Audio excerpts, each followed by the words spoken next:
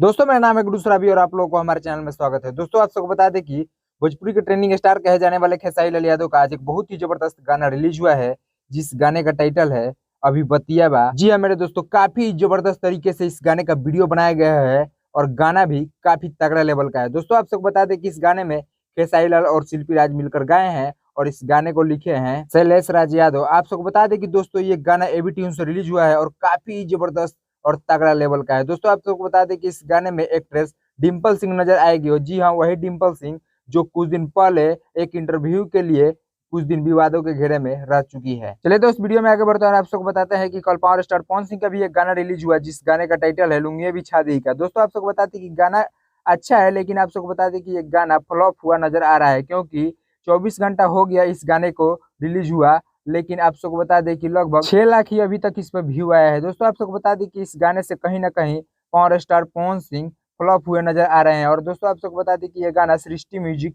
पर रिलीज हुआ है, आप सब देख सकते हैं जाकर। बाकी हमारे हिसाब से गाना काफी अच्छा है। चलिए दोस्तों इस वीडियो पर आप सबका क्या राय, अपना प्यार है कमेंट बॉक्स में जरूर बताइएगा। मिलता है नेक्स्ट वीडियो में, तब तक ले जय हिंद जय भोजपुरी।